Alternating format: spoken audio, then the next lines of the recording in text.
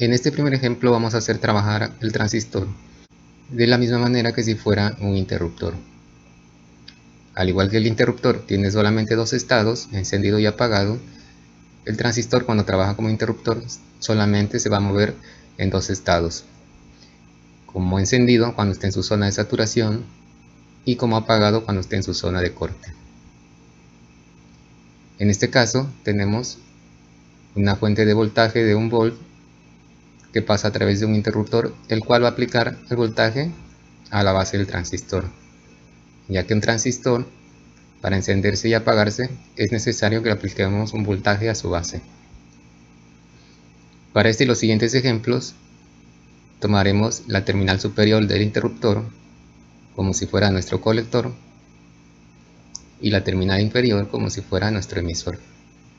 Aquí en este circuito tenemos una fuente de voltaje de 10 volts que va a alimentar nuestra lámpara, va a pasar por el interruptor y de ahí se va a conducir a tierra. Como podemos ver, las lámparas están apagadas porque los interruptores están apagados. Nuestro transistor no tiene voltaje en su base y por lo tanto se encuentra apagado. Si yo enciendo este interruptor, la lámpara va a encender. Y si yo aplico voltaje a la base de mi transistor, el transistor conduce y la lámpara enciende. Si yo apago, los dos apagan. Aquí podemos ver que aunque el transistor aparenta un circuito más complejo, su funcionamiento es exactamente el mismo. Un interruptor controlado por un voltaje a su entrada. En este segundo ejemplo hemos modificado un poco el circuito. Si pueden ver, en esta ocasión tenemos la lámpara trabajando en paralelo con nuestro interruptor, y en este caso en paralelo con el transistor.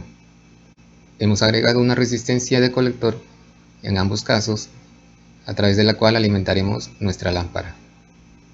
Esta configuración en ambos casos se le denomina emisor común y recibe ese nombre debido a que el emisor es común tanto al circuito de entrada como al circuito de salida. Generalmente nuestro emisor va a ir conectado a tierra y la salida la vamos a tomar del colector.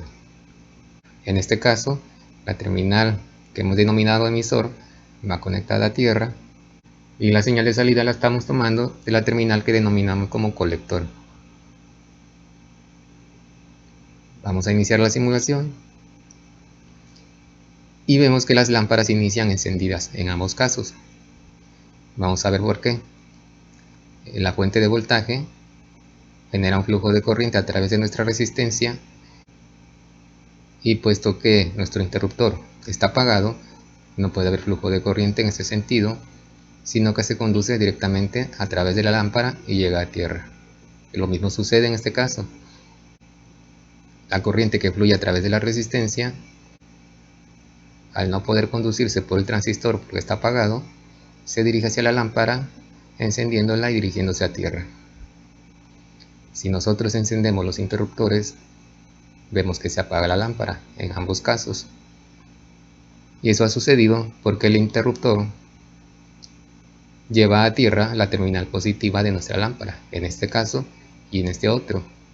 Aquí hemos aplicado voltaje a la base y el transistor se ha abierto, es decir, está funcionando como un interruptor encendido. La corriente que fluye por la resistencia se va directamente a tierra a través del transistor. En este caso se va directamente a tierra a través del interruptor. Una de las primeras características que podemos ver del emisor común es la inversión de fase. Veamos este ejemplo.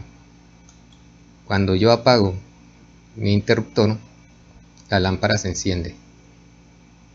Cuando yo enciendo mi interruptor, la lámpara se apaga. Podemos ver una inversión de estados en la entrada y la salida. Aquí tenemos encendido y acá tenemos apagado. Aquí tenemos apagado y aquí tenemos encendido. A esto se le denomina inversión de fase. Lo mismo sucede con el interruptor. Yo lo tengo encendido y la lámpara está apagada. Si yo apago, la lámpara enciende. Esa es la primera característica que vemos de la configuración de emisor común, inversión de fase. La segunda característica que vemos del emisor común es la ganancia de voltaje. Aquí a la salida podemos ver que estamos trabajando con un voltaje de 10 volts, ya que esta lámpara necesita 10 volts para encender, cuando a nuestra entrada solamente tenemos un voltaje de 1 volt. Con un solo volt de encendido y apagado, estamos teniendo una salida de 10 volts de encendido y apagado. Por eso es que nuestro emisor común podemos decir que tiene ganancia de voltaje. En este ejemplo, hemos modificado nuestros circuitos para que nuestro transistor trabaje en una configuración de colector común.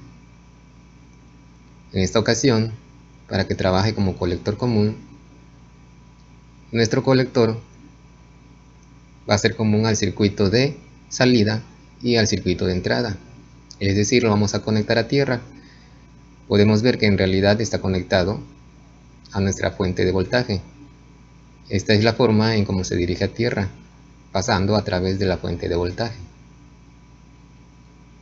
La salida la estamos tomando del emisor y, al igual que en el ejemplo anterior, estamos aplicando un voltaje a nuestra base, el cual en esta ocasión es de 11 volts y ahorita vamos a ver por qué.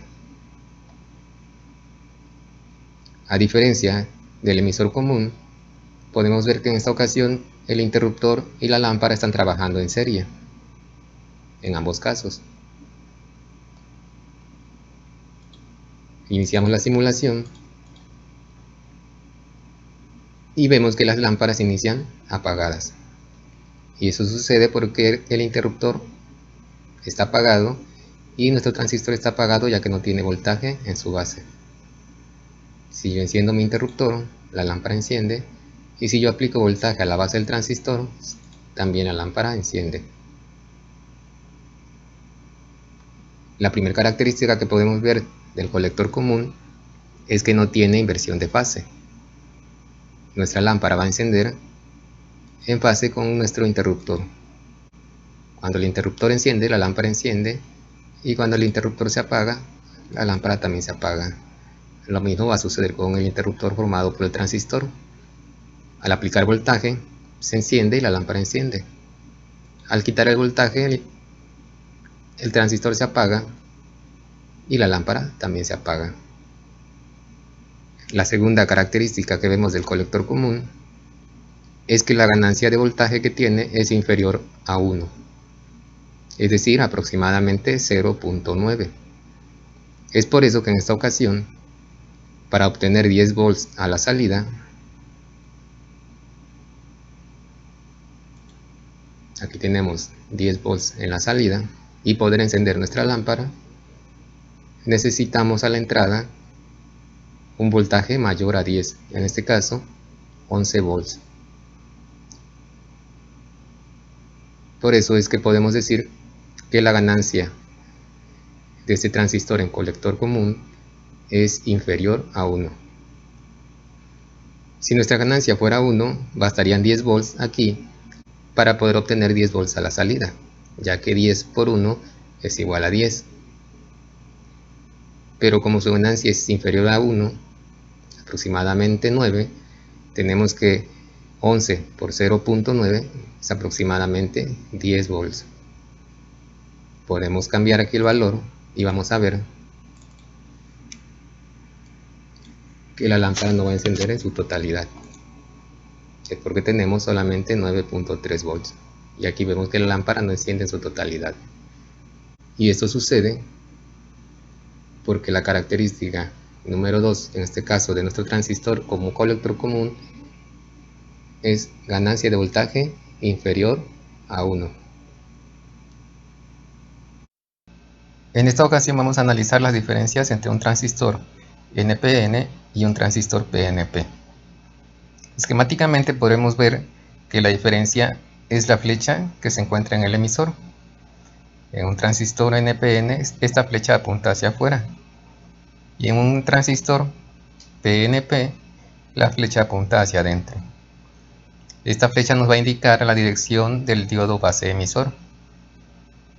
Aquí he colocado un diodo que me indica la dirección en la que se encuentra el diodo base emisor de este transistor, y este diodo me indica la dirección en que se encuentra el diodo base emisor de este transistor. Para hacer conducir un transistor NPN, la corriente positiva debe fluir de la base al emisor, es decir, el diodo debe estar en sentido de conducción. Es por eso que aquí hemos conectado la base a los 12 volts, para que la corriente pueda fluir a través del diodo y llegar a tierra, y de esta manera hacer conducir el transistor. En el caso del PNP, vamos a ver que el diodo conduce en la misma dirección, pero en este caso la base va a ser la salida de la corriente y la entrada va a ser el emisor.